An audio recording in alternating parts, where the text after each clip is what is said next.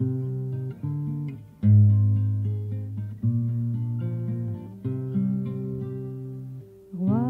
des anges, mes louanges montent-elles jusqu'à toi, et toi-même, Dieu suprême, descends-tu jusqu'à moi, ô mystère. Le psaume 96, versets 7 à 9. Rendez à l'Éternel, famille des peuples, rendez à l'Éternel la gloire et la force. Rendez à l'Éternel la gloire due à son nom. Apportez des offrandes et entrez dans ses parvis. Prosternez-vous devant l'Éternel avec des ornements sacrés. Tremblez devant lui, vous, toute la terre. Bonjour à tous, frères et sœurs. J'ai trouvé ce cantique numéro 382 d'hymne et louange très expressif de la méditation que j'aimerais qu'on puisse avoir aujourd'hui par la grâce de Dieu.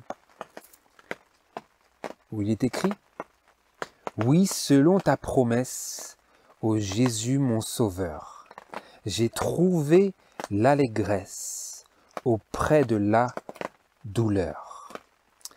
Le rayon qui rassure dans la plus sombre nuit, un baume à la blessure, dans l'épreuve, un appui.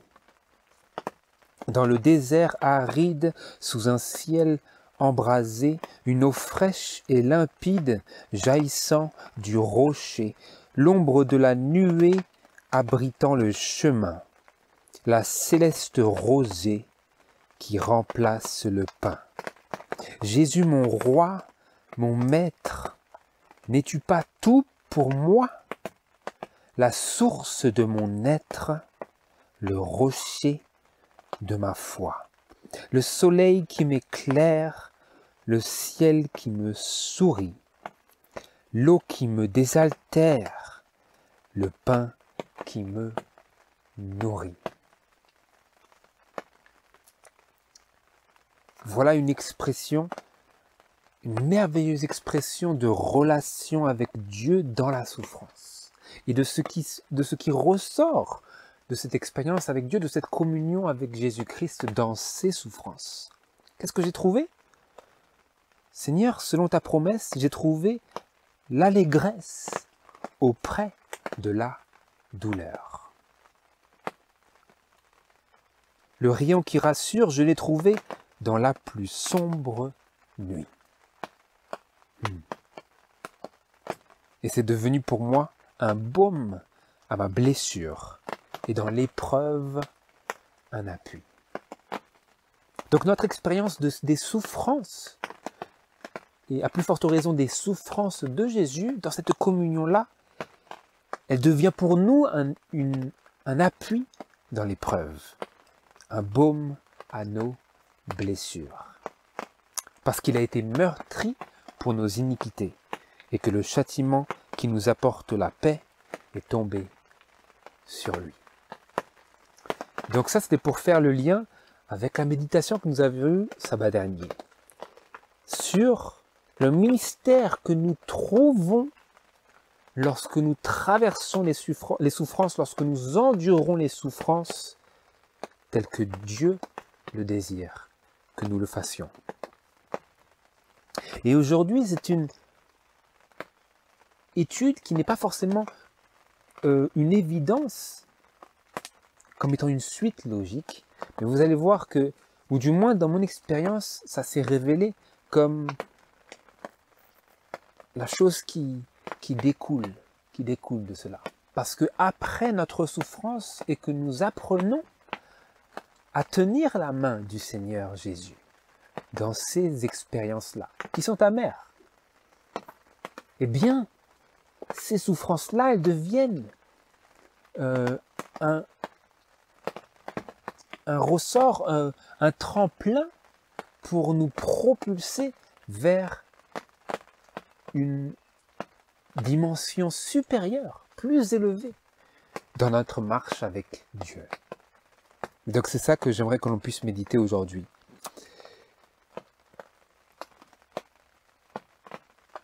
Et donc si nous venons ici, si nous repensons à notre lecture biblique, j'aimerais que vous réfléchissiez avec moi, que nous méditions ensemble sur ces pensées-là, qui sont suscitées par ces paroles. Notamment, rendez à l'Éternel la gloire due à son nom. Apportez des offrandes et entrez dans ses parvis. Prosternez-vous devant l'Éternel avec des ornements sacrés. Tremblez devant lui, vous, toute la terre.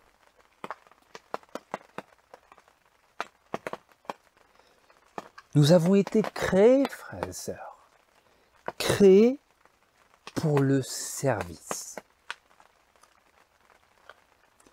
Nous avons été créés pour aimer et pour être aimés.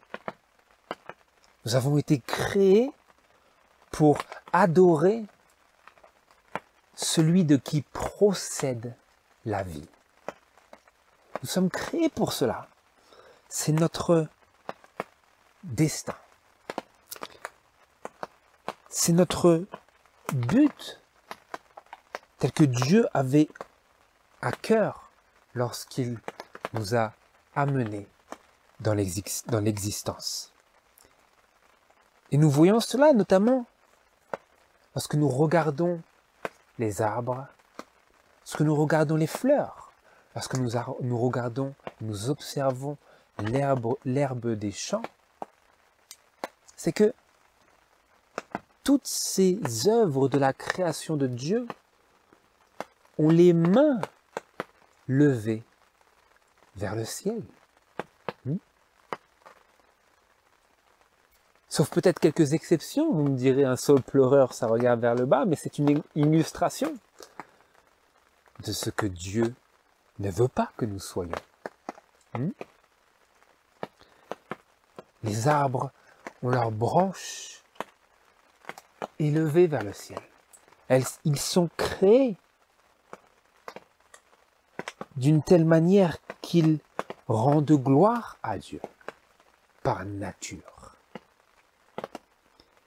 Et c'est aussi l'objet de notre naissance, de notre création, de notre existence. Et c'est d'ailleurs précisément le langage du premier ange d'Apocalypse, chapitre 14. Allons-y ensemble. Dans Apocalypse, chapitre 14, versets 6 et 7. Et je vis un autre ange qui volait au milieu du ciel, portant l'évangile éternel, pour l'annoncer à ceux qui habitent sur la terre, à toute nation et tribu et langue et peuple, en disant d'une voix forte, quoi? Craignez Dieu et lui donnez gloire, car l'heure de son jugement est venue, et adorez celui qui a fait le ciel, la terre, la mer et les sources des eaux. Quel est le langage du premier ange? Craignez Dieu, dans quel sens? Donnez-lui gloire. De la même manière que la création lui donne la gloire par nature,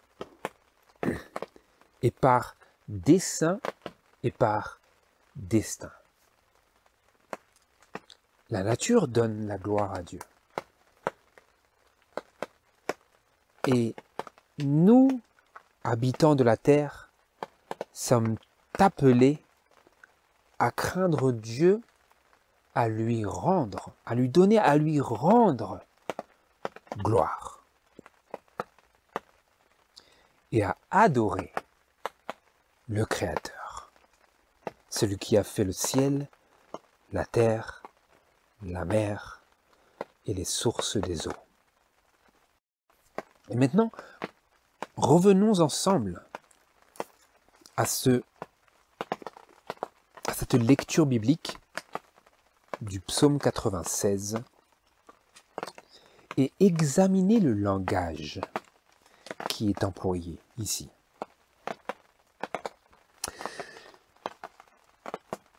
Le psaume 96, versets 8 et 9.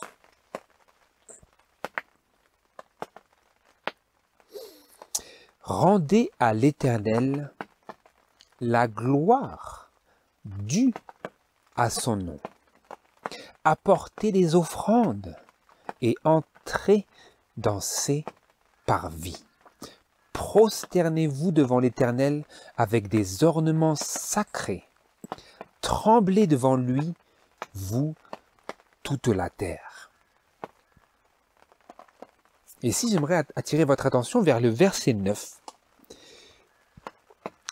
qui, dans la Bible d'Arby, nous est rendu comme ceci.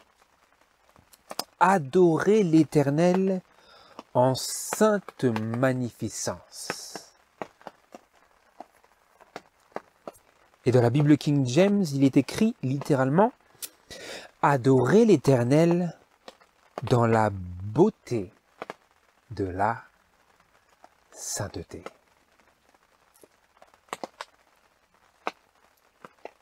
Rendez à l'Éternel la gloire due à son nom, apportez des offrandes et entrez dans ses parvis, adorez l'Éternel dans la beauté de la sainteté. Ici, nous avons le centre thématique de notre méditation pour aujourd'hui. Adorer l'Éternel dans la beauté de la sainteté. Examinez avec moi ce langage. Notamment en vous posant ces questions pour susciter notre réflexion. Cette adoration dont il est question ici, est-ce que c'est simplement une activité hebdomadaire? Ou encore de brèves interludes parsemés dans les différents jours de nos semaines? Est-ce que c'est de ça dont il s'agit? Est-ce que c'est de cette adoration-là qu'il s'agit? Est-ce une adoration purement hebdomadaire?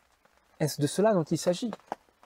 Ou une adoration telle que nous en avons dans nos brèves interludes lorsque nous prenons du temps à part pour adorer Dieu de manière formelle, cérémonielle? Est-ce cette adoration-là dont on nous parle ici? Deuxième question. La beauté dont il est ici question, est-ce qu'elle est purement physique? Une beauté externe, superficielle? Est-ce que c'est de cela dont il s'agit ici? Ces ornements sacrés, cette sainte magnificence, cette beauté de la sainteté? Ou s'agit-il de quelque chose de plus profond? C'est ce que nous voulons explorer dans notre étude de la parole de Dieu aujourd'hui. L'adoration et la beauté. Et l'adoration dans la beauté de la sainteté. Allez avec moi dans 1 Pierre chapitre 2. 1 Pierre chapitre 2, versets 1 à 10, en relevant notamment les passages du verset 5 à 6 et 9 à 10. La raison pour laquelle je pose cette question, frères et sœurs, c'est à dessein, c'est parce que nous vivons aujourd'hui dans un monde, et tout particulièrement dans les cercles du christianisme moderne, et aussi de l'adventisme moderne, un monde où l'adoration semble être une activité d'interlude, une activité séparée, circonscrite, une activité qui n'a de place qu'à certains moments et à certains endroits. Et ici, dans notre étude de la parole de Dieu, notamment à la lumière de ce passage du psaume 96 que nous sommes en train de méditer, ce que j'aimerais que l'on fasse, c'est que nous examinions si l'adoration à laquelle Dieu nous appelle, c'est purement une activité exclusivement dédiée à certains moments et certains lieux, ou si c'est quelque chose de plus étendu, de plus vaste, qui a plus trait à notre fort intérieur et à l'activité de nos pensées, de nos méditations, de nos contemplations, de nos paroles. C'est ça que j'aimerais que l'on puisse voir.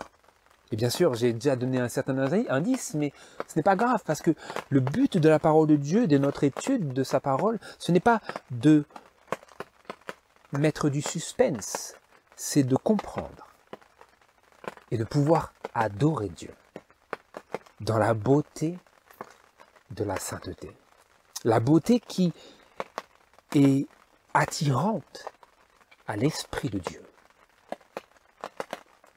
Vous voyez maintenant pourquoi il y a ce langage de beauté. La beauté, c'est quelque chose qui a de l'attrait pour l'homme, pour nous sur la terre. La beauté est attrayante. Et Dieu, lorsqu'il demande que nous lui rendions la gloire, il demande que nous le fassions avec la beauté de la sainteté. Et nous voulons voir de quoi il s'agit ici. Dans 1 Pierre chapitre 2,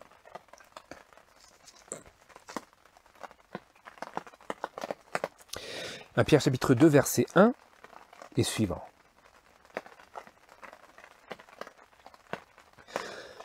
Ayant donc renoncé à toute sorte de malice, de fraude, de dissimulation, d'envie et de médisance, désirez avec ardeur, comme des enfants nouvellement nés, le lait spirituel et pur, afin que vous croissiez par son moyen, puisque vous avez goûté que le Seigneur est bon, en vous approchant de lui, qui est la pierre vivante, rejetée des hommes, mais choisie de Dieu et précieuse. Verset 5.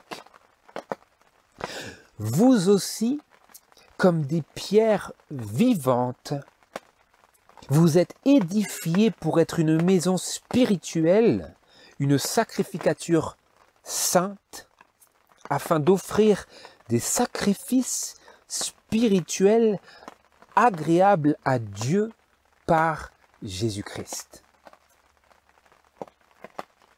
C'est pourquoi il dit dans l'Écriture, « Voici, je pose en Sion une pierre angulaire, choisie, précieuse, et qui croira en elle ne sera point confus. »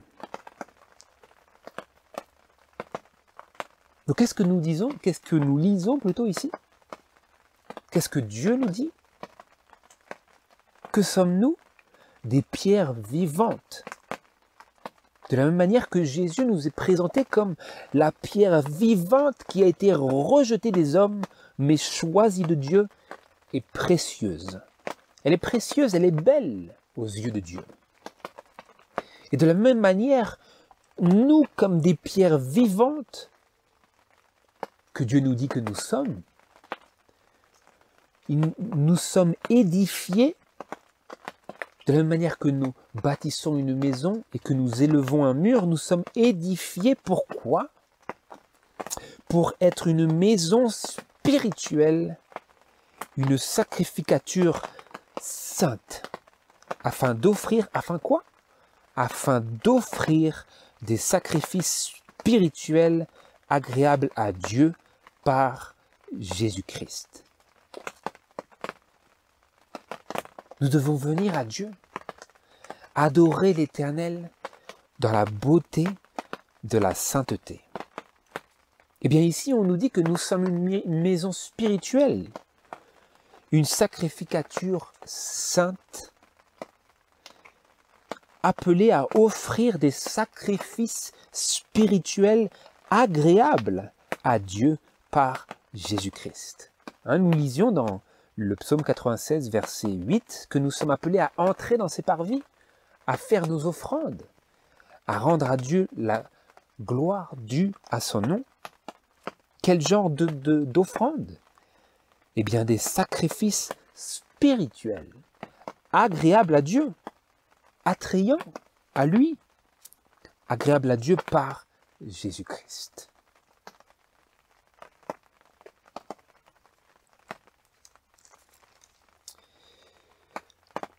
Et verset 9. Mais vous êtes la race élue, la sacrificature royale, la nation sainte, le peuple acquis pour annoncer les vertus de celui qui vous a appelé des ténèbres à sa merveilleuse lumière. Vous qui autrefois n'étiez point un peuple, mais qui êtes maintenant le peuple de Dieu. Vous qui n'aviez point obtenu miséricorde, mais qui maintenant avez obtenu miséricorde. Quel est ce sacrifice spirituel? Ces sacrifices spirituels agréables à Dieu que nous sommes appelés à offrir par Jésus-Christ.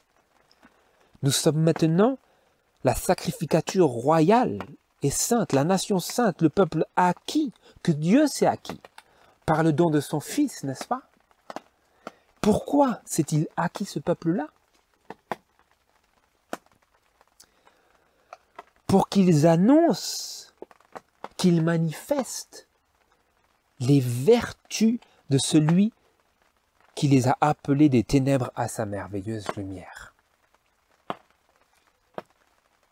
Dieu fait de nous, lorsque nous venons à lui par les mérites et le sang du Seigneur Jésus-Christ, il fait de nous maintenant une sacrificature royale.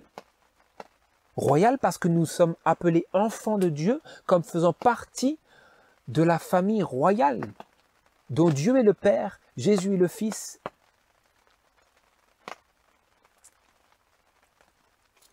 Nous sommes maintenant une nation sainte. Nous n'étions pas un peuple, mais nous sommes maintenant devenus un peuple. Pourquoi? Parce que, comme nous le lisons au verset 7, et je lis selon ce qui est écrit dans la Bible King James pour la première phrase, elle est donc cette pierre que Dieu pose en Sion, Jésus, choisie et précieuse, elle est donc précieuse pour vous qui croyez. Cette pierre, ce rocher. Mais pour les incrédules, la pierre que ceux qui bâtissaient ont rejetée est devenue une pierre angulaire et une pierre d'achoppement et un rocher de scandale. En désobéissant à la parole, ils se heurtent contre elle et c'est à cela qu'ils ont été destinés.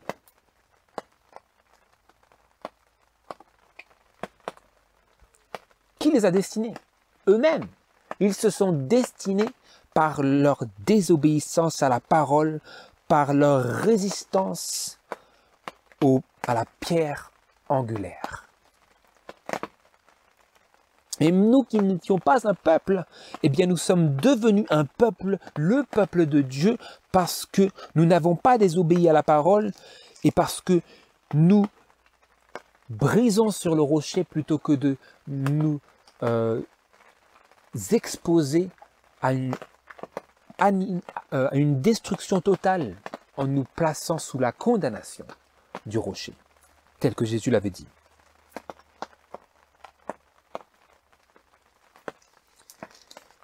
Et donc, étant ce peuple acquis, cette nation sainte que nous sommes devenus, que nous devenons, par notre cœur brisé, par notre repentance, étant devenu ce peuple, cette nation sainte, eh bien Dieu nous a acquis comme cela, nous a rachetés à lui pour que nous annoncions les vertus de celui qui fait naître la lumière dans les ténèbres.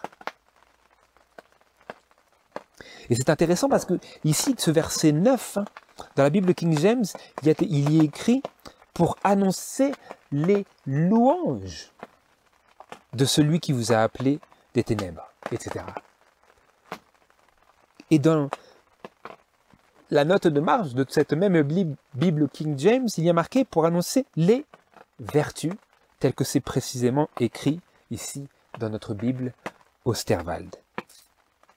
Mais c'est intéressant parce que il s'agit d'une activité, cette activité de manifester les vertus,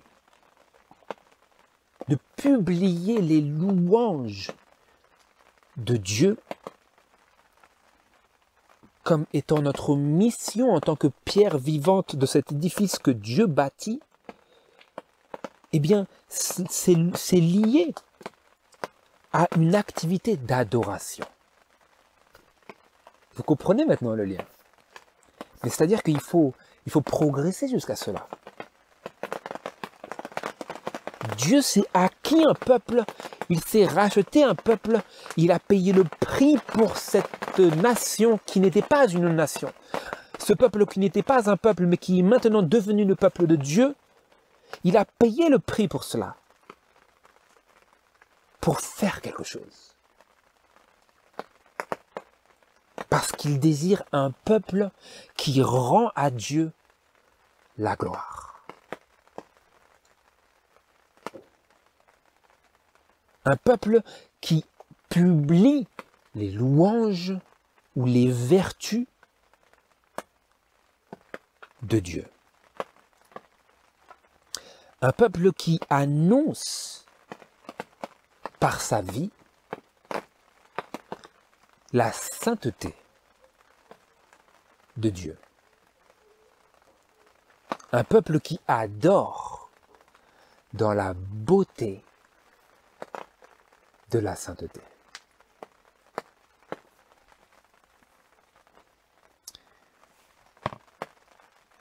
Et là, j'aimerais vous proposer un élargissement.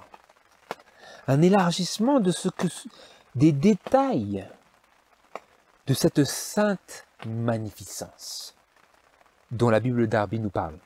De cette beauté de la sainteté. Et comment cela se traduit dans notre vie quotidienne et pratique.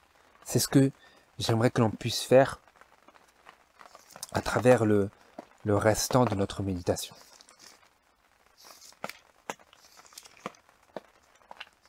Dans Romains chapitre 8, versets 1 à 4, tout d'abord, nous trouvons une expression pour laquelle il nous faut du discernement pour discerner notamment le lien entre cet appel, cette mission, cette responsabilité en tant qu'enfant de Dieu, de manifester la sainteté de Dieu, de publier les vertus de Dieu à travers notre propre existence, notre propre vie, nos faits et gestes et paroles. Et encore une fois, j'aimerais mettre en avant le fait que la raison pour laquelle cela est important, c'est que, notamment si nous voulons nous concentrer sur cela, dans les milieux adventistes par exemple, comme c'est aussi le cas dans de nombreux cercles du christianisme moderne, l'adoration, nous donnons une place à l'adoration. Nous donnons un temps à l'adoration. Nous donnons souvent un lieu consacré à l'adoration. Mais souvent, ce n'est que une activité des lèvres, ce n'est que une activité de l'intellect, peut-être une activité des poumons, mais ce n'est pas pour autant et nécessairement perçu comme devant être une activité permanente du cœur et de la vie. Et les moments de chant n'étant qu'une partie infime de cela. Vous comprenez? C'est ce que j'aimerais que nous puissions discerner aujourd'hui pour élargir cette notion d'adoration. Et que tous ces psaumes, toutes ces déclarations, tous ces appels à l'adoration ne soient pas perçus par nous comme étant simplement un appel à chanter, un appel à parler, mais que ce soit que nous les percevions, que nous les entendions, que nous les lisions, que nous les comprenions comme un appel large à annoncer les vertus de celui qui seul peut faire naître la lumière des ténèbres. Dans Romains, nous y allons, Romains chapitre 8, versets 1 à 4.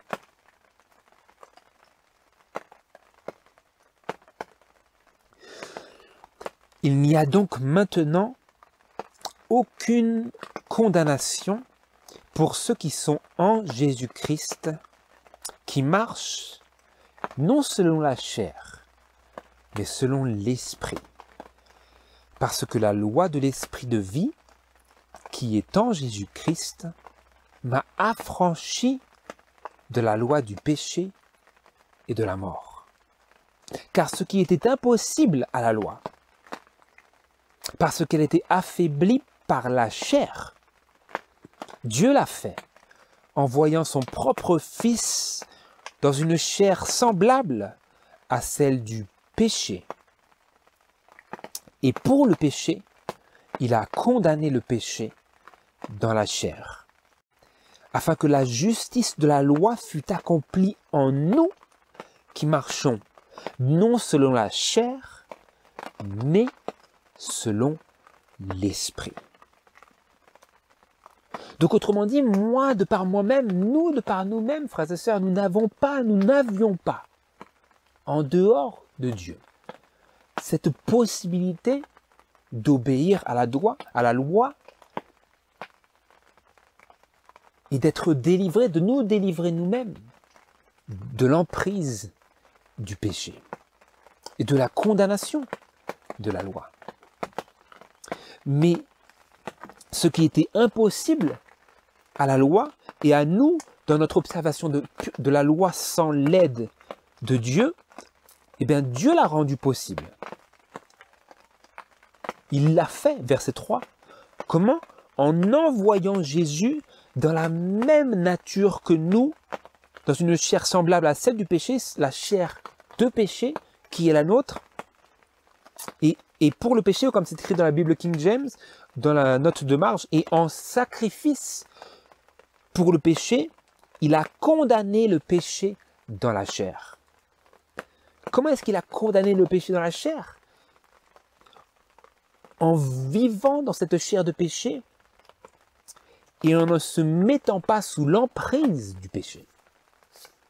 C'est-à-dire en ne cédant jamais à la tentation, tel que c'est écrit. Lui qui n'a point commis le péché et dans la bouche duquel il ne s'est point trouvé de fraude. Et en ce qu'il a condamné le péché dans la chair, en mourant avec le péché du monde, en son corps sur le bois. Et en cela, à travers cela, Dieu a rendu possible pour nous d'observer la loi et donc de ne plus être sous aucune condamnation tant que nous marchons, que nous sommes en Jésus-Christ, que nous marchons non selon la chair, non selon les proportions de la chair, non selon les appels de la chair et les désirs de la chair, mais selon l'Esprit de Dieu. Non selon notre esprit, qui est charnel, mais selon l'Esprit de Dieu, qui vit à l'intérieur de nous et à travers lequel Jésus peut être Dieu en nous. Et à travers cette expérience et cet accomplissement de Dieu en Jésus-Christ, il devient possible pour nous que la justice de la loi soit accomplie en nous. Verset 4. Qui marchons non selon la chair, mais selon l'Esprit. Et ça, c'est une beauté en soi, n'est-ce pas? De pouvoir faire ce qui est impossible à l'homme de faire. C'est un témoignage, c'est une annonciation, c'est une publication des vertus, des louanges et de la sainteté de Dieu. Non pas la sainteté de l'homme, parce qu'il n'en a pas, mais la sainteté de Dieu, en ce que lorsque nous nous confions en Dieu et dans l'œuvre qui a été accomplie par Dieu en Jésus-Christ, eh bien, la sainteté de Dieu paraît. Parce que nous manifestons Christ en nous, l'espérance de la gloire. De la gloire de Dieu. Nous manifestons une progression dans la sainteté, et ceci est en soi une beauté qui rend notre culte, notre adoration agréable à Dieu. Et c'est ici un sacrifice spirituel agréable, en harmonie avec ce qui est marqué dans Romains chapitre 12, versets 1 à 2, je crois, que nous devons offrir nos corps en sacrifice. Ce qui est notre culte raisonnable. C'est ça notre culte. C'est l'offrande de nous-mêmes à Dieu. Et ceci est agréable à Dieu. Et ceci plaît au Seigneur. Et ceci manifeste la beauté de la sainteté.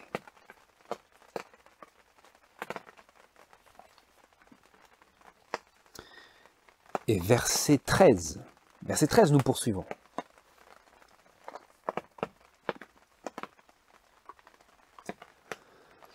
En effet, si vous vivez selon la chair, vous mourrez. Mais si, par l'Esprit, vous faites mourir les œuvres du corps, vous vivrez.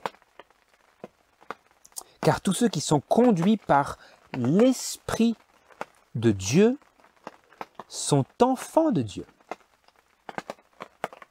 Car vous n'avez point reçu un esprit de servitude pour être encore dans la crainte, mais vous avez reçu un esprit d'adoption par lequel nous crions « Abba, Père ». Car l'Esprit lui-même rend témoignage à notre esprit que nous sommes enfants de Dieu. Et si nous sommes enfants, nous sommes aussi héritiers de Dieu et co-héritiers de Christ.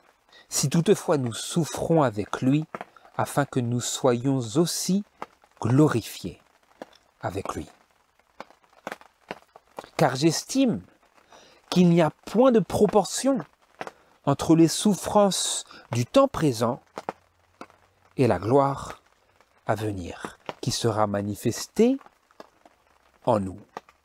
En effet, la création attend avec un ardent désir que les enfants de Dieu soient manifestés.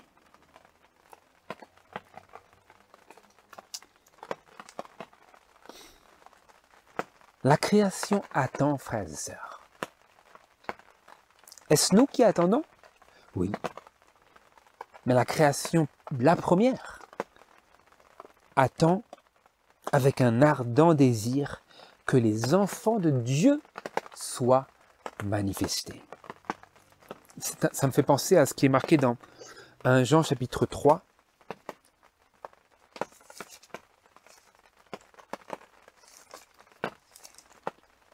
1 Jean chapitre 3, nous lisons, verset 2, « Bien-aimés, nous sommes à présent enfants de Dieu, par la foi, et la réconciliation qui est en Jésus-Christ à Dieu. Bien-aimés, nous sommes à présent enfants de Dieu. Et ce que nous serons n'a pas encore été manifesté, mais nous savons que quand il sera manifesté, nous serons semblables à lui, parce que nous le verrons tel qu'il est. » Verset 3. « Et quiconque a cette espérance en lui se purifie lui-même, comme lui est pur. » C'est ce que nous sommes en train de faire ici, dans notre méditation de sa parole. Et la création attend que les enfants de Dieu soient manifestés. En quoi? Comment les enfants de Dieu seront manifestés? Seront-ils manifestés seulement lorsque leurs corps sont glorifiés? Est-ce cette manifestation à laquelle nous devons nous attendre? Est-ce une manifestation qui n'appelle aucune responsabilité de notre part, aucune réponse de notre part?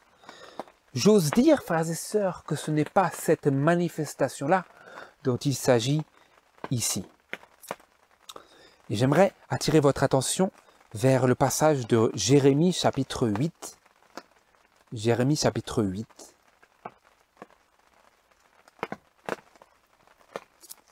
Verset 7. La création attend, nous dit-on. Et ici, je lis comment la création se comporte. Écoutez-le. Jérémie 8, verset 7.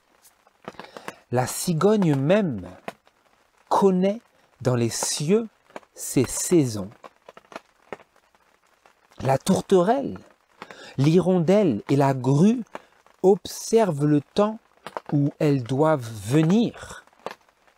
Mais mon peuple ne connaît pas le jugement de l'Éternel.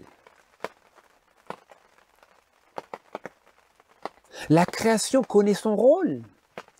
La création répond aux attentes du destin de Dieu pour elle, du dessein de Dieu à son égard. La cigogne sait. Elle connaît les lieux, elle connaît dans les cieux ses saisons. Elle reconnaît les choses que Dieu a ordonnées.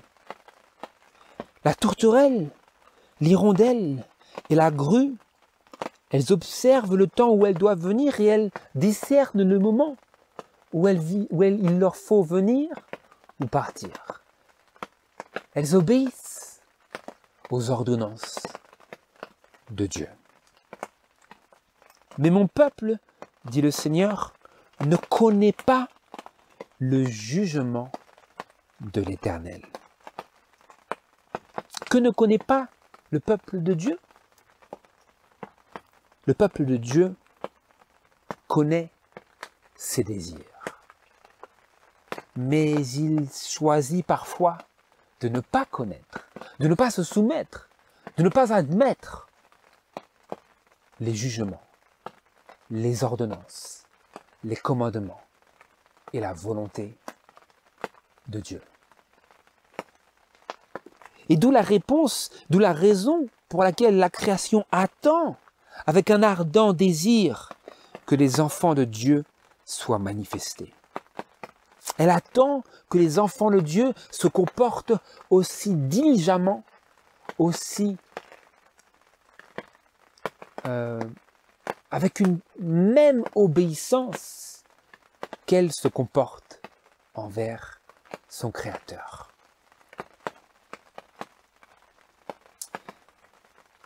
Et c'est écrit aussi dans Ésaïe chapitre 1. Ésaïe chapitre 1, verset 3. Le bœuf connaît son possesseur, et l'âne la crèche de son maître. Israël n'a point de connaissance, mon peuple n'a point d'intelligence. Voilà ce que la création attend. Elle attend que les enfants de Dieu aient une telle connaissance de Dieu, une telle intelligence dans les voies de Dieu, un tel discernement, un tel esprit, qu'elle connaîtra son Créateur et qu'elle se soumettra à l'activité du potier.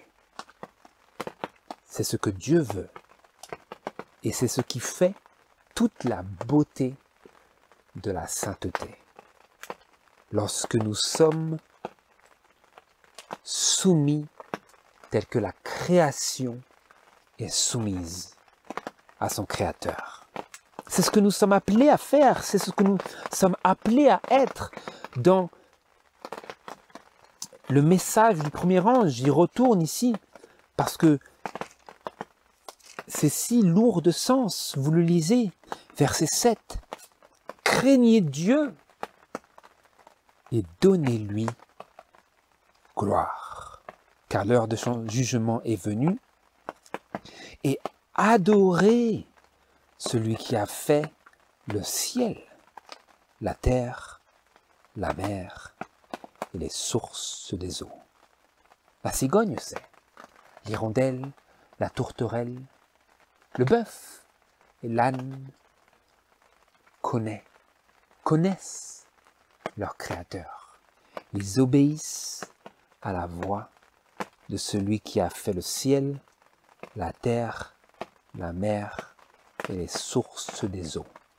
Et nous sommes aussi appelés à adorer, à répondre au dessein de Dieu dans notre création. C'est ce vers quoi je voulais attirer votre attention au tout départ, que nous avons été créés pour servir. Nous avons été créés pour aimer et être aimés, créés pour adorer celui de qui nous tirons le souffle de la vie. Créés pour servir, créés pour aimer et être aimés de Dieu, créés pour l'adorer, créés pour lui rendre la gloire due à son nom.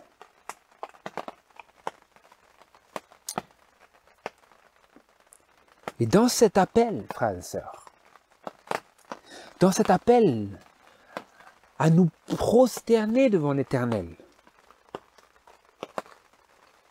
à l'adorer dans une sainte magnificence, eh bien, il est un devoir qui est le nôtre. Un devoir que seule une argile malléable peut satisfaire et remplir. Et on le trouve dans le psaume 19. Le psaume 19, verset 8. Verset 8 à 12 et verset 15.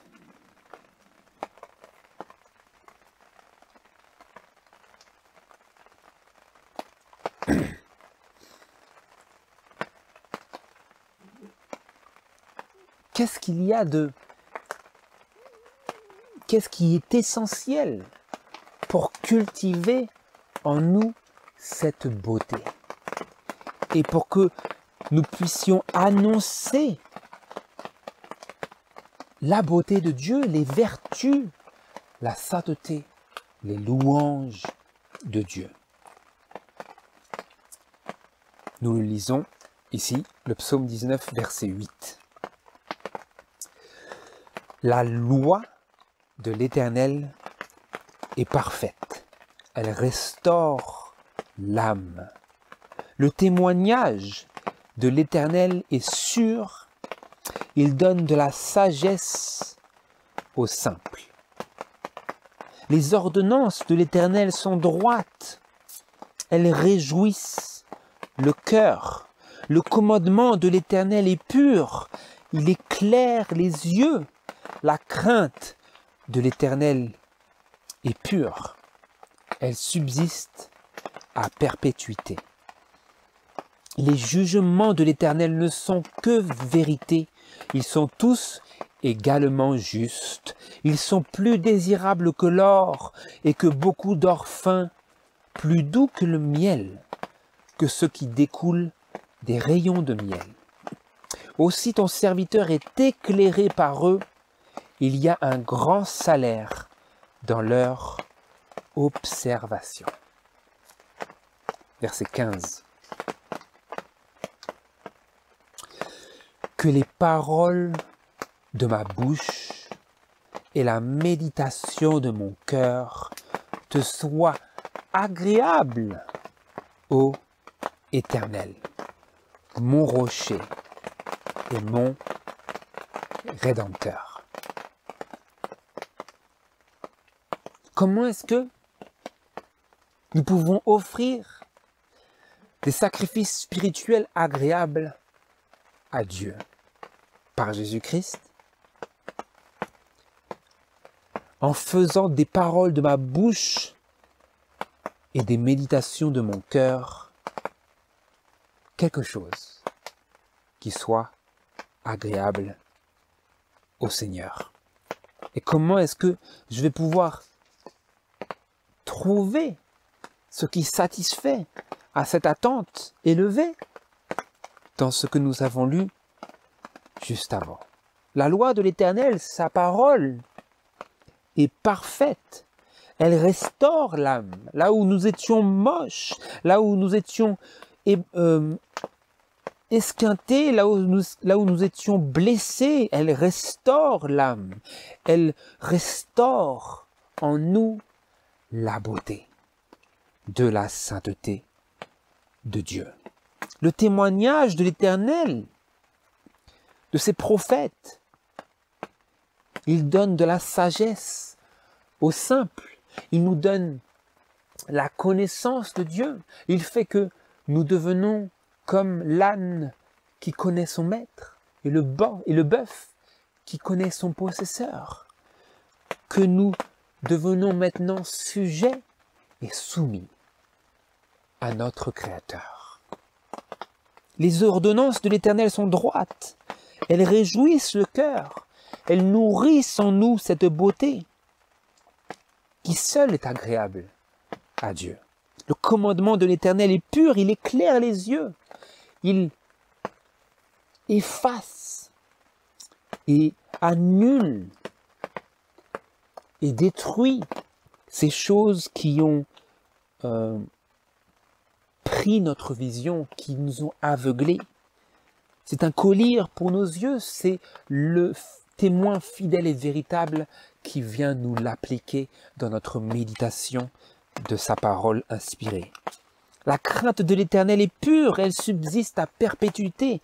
C'est une source perpétuelle de réjouissance pour celui qui aime et qui craint Dieu de manière consciente dans cette beauté de la sainteté.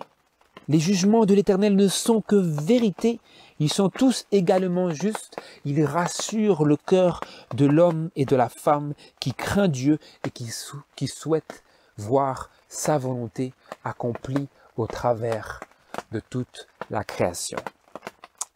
Et toutes ces choses-là sont plus désirables que l'or, que beaucoup d'or fin. Aussi, je lis le verset 12, « Aussi ton serviteur est éclairé par eux, il y a un grand salaire dans leur observation. » Un grand salaire dans l'observation de la parole de Dieu, de la loi de des témoignages de l'Éternel. Des témoignages de l'esprit de prophétie qu'on ne saurait manquer d'inclure dans cette compréhension concise mais exhaustive de ce que Dieu veut qui soit l'objet de nos méditations constantes, comme c'était écrit, que les paroles de ma bouche et la méditation de mon cœur te soient agréables, ô Seigneur, mon rocher et mon Rédempteur. Et j'aimerais conclure notre méditation par cette citation de l'esprit de prophétie qui se trouve dans le livre Éducation, à la page 217 jusqu'à la page 218.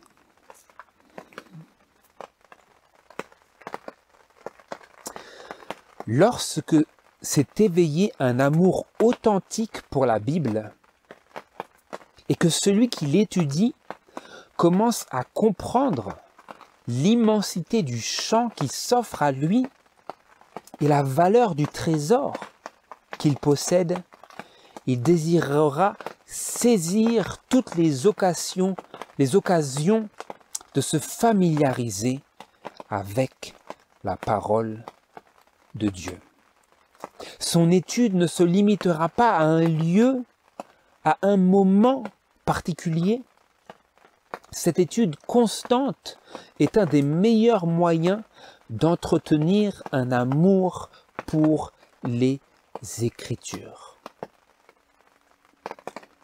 Que l'étudiant de la Bible garde ce livre toujours avec lui.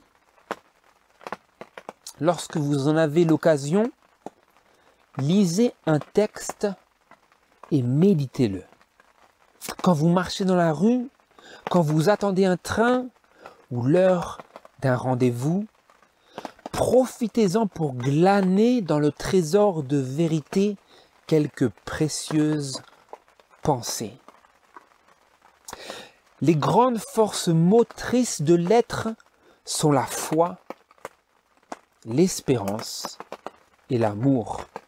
Et c'est vers elles que mène une étude approfondie de la Bible.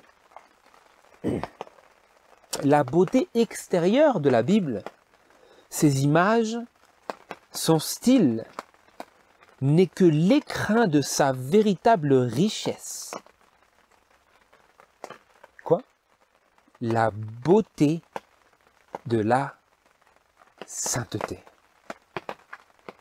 Quelle est la véritable richesse qui est embellie par les images et le style de la parole de Dieu? C'est la beauté de la sainteté. C'est cela qui représente la richesse primordiale et principale de la parole de Dieu. La beauté de la sainteté. Et comment est-ce que nous discernons cette beauté de la sainteté, vu que ce n'est pas donc un signe simplement externe et une apparence? On nous le dit dans les récits retraçant la vie des hommes qui marchèrent avec Dieu, nous pouvons entrevoir la gloire divine. À travers celui dont toute la personne est désirable, nous voyons celui dont la terre et les cieux ne sont qu'un faible reflet. Et moi, elle cite, quand j'aurai été élevé de la terre, j'attirerai tous les hommes à moi, disait Jésus dans Jean chapitre 12, verset 32. Celui qui, dans son étude de la Bible, contemple le Rédempteur, sent s'élever en lui une force mystérieuse de foi, d'adoration et d'amour. Le regard fixé sur Christ, il se transforme à la ressemblance de celui qu'il adore. les mots de l'apôtre Paul deviennent le langage de son âme. Deux points. Je regarde toutes choses comme une perte en comparaison de l'excellence de la connaissance de Jésus-Christ, mon Seigneur, afin que je connaisse Christ et l'efficacité de sa résurrection et la communion de ses souffrances. Les sources de la paix et de la joie céleste, libérées dans l'âme par les paroles de l'inspiration, ruisselleront de bénédictions pour tous ceux qui en approcheront. Que les jeunes d'aujourd'hui, les jeunes qui grandissent, Bible en main, deviennent les vases et les canaux où coulera l'eau de la vie, et quels flots de bénédictions se répandront alors à travers le monde. Des influences dont nous ne concevons pas la puissance de guérison, de réconfort. Des fleuves d'eau vive, des sources jaillissant jusque dans la vie éternelle.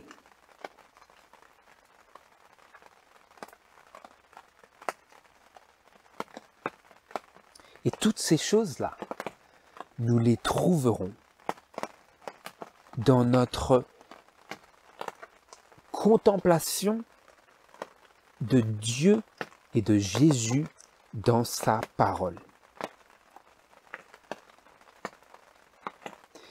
Et notre étude de la parole de cette manière, elle deviendra en nous, elle produira en nous des fleuves d'eau vide, d'eau vive, des sources jaillissantes qui jaillissent jusque dans la vie éternelle, comme Jésus l'avait promis à la femme samaritaine. Et donc ici, ce dont on nous parle ici, donc ce dont le Seigneur nous parle, c'est une étude qui ne se limite pas à un lieu ou à un moment particulier, mais qui est une étude constante. Et nous disons que cette étude constante est un des meilleurs moyens d'entretenir un amour pour les Écritures. Que l'étudiant de la Bible je lis que l'étudiant de la Bible garde ce livre toujours avec lui. Lorsque vous en avez l'occasion, lisez un texte et méditez-le. Quand vous marchez dans la rue, quand vous attendez un train ou l'heure d'un rendez-vous, profitez-en pour glaner dans le trésor de vérité quelques précieuses pensées. Et ces précieuses pensées à l'intérieur de nous, elles deviennent ensuite cette source qui jaillit, cette beauté qui resplendit et cette ressemblance divine qui est reflétée sur nos visages et à travers tous nos faits et gestes. Et donc, c'est ici que nous voyons que la place de la parole dans notre vie est primordiale pour que nous soyons à même d'adorer Dieu de la manière qui lui est agréable, de l'adorer dans la beauté de la sainteté. Et donc voilà, frères et sœurs, je mettrai à votre disposition les citations en lien. Et j'aimerais que nous relise, pour terminer sur la note principale de cette étude aujourd'hui, que l'on revienne sur le psaume 96 et que l'on puisse le lire en entier, parce que quand je l'ai lu l'autre jour, je crois que c'était plus tôt, c'était l'expression de mon âme. Et c'est d'une telle importance que nous arrivions à cerner la beauté de la sainteté dans sa parole et que nous arrivions à nous familiariser avec cette beauté de telle sorte que cette beauté fera partie de nous et que nous serons présenter à Dieu. Dans cette expression du psalmiste, notamment ici, et que nous serons retrouvés dans l'expression des hommes qui ont marché avec Dieu. Et que maintenant, ce soit devenu à nous, que nous ayons fait ces paroles les nôtres. Je lis. Chantez à l'Éternel un cantique nouveau. Chantez à l'Éternel, vous toute la terre. Chantez à l'Éternel, bénissez son nom. Annoncez de jour en jour son salut. Racontez sa gloire parmi les nations, ses merveilles parmi tous les peuples. Car l'Éternel est grand et digne de grandes louanges. Il est redoutable par-dessus tous les dieux, car tous les dieux des peuples sont des idoles. Mais l'Éternel a fait les cieux. La splendeur et la majesté sont devant lui, la force et la beauté sont dans son sanctuaire. Rendez à l'Éternel, famille des peuples, rendez à l'Éternel la gloire et la force. Rendez à l'Éternel la gloire due à son nom. Apportez des offrandes et entrez dans ses parvis. Prosternez-vous devant l'Éternel avec des ornements sacrés. Tremblez devant lui, vous toute la terre. Dites parmi les nations, l'Éternel règne. Aussi le monde est ferme et ne chancelle point. Il jugera les peuples avec équité.